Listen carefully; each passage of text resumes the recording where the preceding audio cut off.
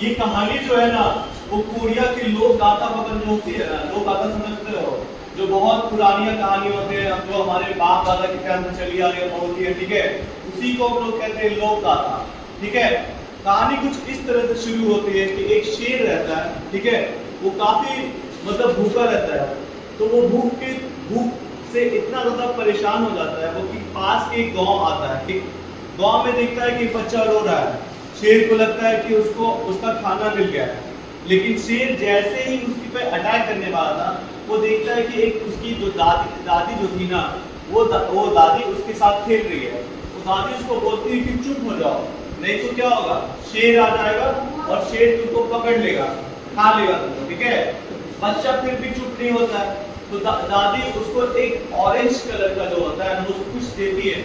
शेर ये देख के काफी मतलब ये परेशानी अचंभा पड़ जाता है कि आखिर मतलब ऐसा क्या चीज है कि एक रोता हुआ बच्चा चुप हो सकता है। ठीक है, उसके बाद क्या होता है, उसके बाद ये होता है कि शेर मतलब वहां से भागने की कोशिश करता है। ठीक, लेकिन फिर काफी ज्यादा शाम हो गया था, रात हो गया था। उसके बाद वहां एक चोर आता है। चोर आने के बाद वो क्या उसको वहां पे उसके जो क्या बोलते हैं बागीचे वगैरह में गाय वगैरह लगी हुई रहती है, तो वो उस गाय को चोरी करने के लिए आता है। अंधेरा बहुत ज्यादा होता है। ठीक है, ये बहुत पुरानी कहानी, उस वक्त बिजली वगैरह नहीं हुआ करती थी, तो अंधेरा बहुत ज्यादा हुआ करता है। तो वो क्या करता है ना, शेर का जो दुम है ना, शेर का दुम वो पकड़ लेता है। शेर का जो बाघ का दुम पकड़ लेता है। वो बाघ का दुम पकड़ने के बाद उसको वो क्या बोलते हैं उसके बाद वो बाघ का दुम जब पकड़ लेता है तो उसको लगता है वो गाय है।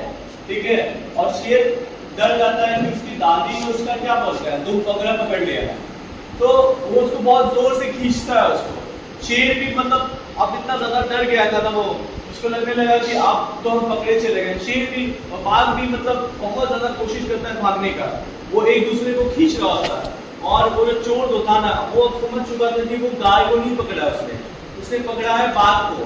वो सोचता है कि अगर हम इस बाघ को छोड़ देंगे ना तो ये बाघ फिर बाद में जाके हमको अटैक करेगा, तो वो बाघ को जोर से पकड़े रहता है। और वो क्या बोलते हैं उसको, वो बाघ जो रहता है वो बिल्कुल जोर से कोशिश करता है भागने की, लेकिन वो भाग नहीं पाता है क्योंकि चोर उसको उसकी दुम को जोर से पकड़ा रहता है। ठीक, उसके बाद उसके बाद वो क्या करता है, बिल्कुल जोर से ताकत लगाता है और वो क्या बोलते हैं कंपाउंड छलांग करके चोर को चकमा देके वो भाग जाता है। और तब तक नहीं रुकता है जब तक कि वो जंगल में बिल्कुल ना चला जाए। कहानी हम लोग का बस यही तक था कि शेर जो था ना, बाघ जो था, वो काफी डर जाता है। ठीक है, तो यही हमारी कहानी, एक छोटा सा समरी था हम लोगों का।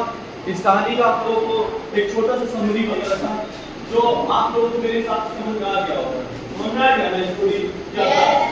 यही स्टोरी था कि बाघ डर जाता है। ठीक है, बाघ जो होते हैं ना वो एक तरह के प्रेडेटर होते हैं। प्रेडेटर मतलब कि वो लोगों जानवर वगैरह को खाते हैं। ठीक है, वो शिकार करते हैं और शिकार करने के बाद वो शिकार को अपने खाते हैं। ठीक है, वो कोई सब्जी वगैरह नहीं खाता, वो जंगल वगैरह नहीं खाता। शेर कितना भी भूखा, बाघ कितना भी भूखा रहेगा वो खाएगा, गोश्त ही खाता है वो। ठीक है, चाहे वो हिरण का गोश्त खाए, वो चाहे वो और सब जानवर का गोश्त वगैरह शिकार करे। ठीक है, तो यही हमारी कहानी थी। बाघ वगैरह जो होता है वो डरते नहीं किसी जानवर वगैरह से। ठीक है, शेर बाघ हो गया, ये सब जो होते हैं ना वो किसी से डरते नहीं है, वो अटैक करते हैं। ठीक है, यही स्टोरी था हम लोगों का।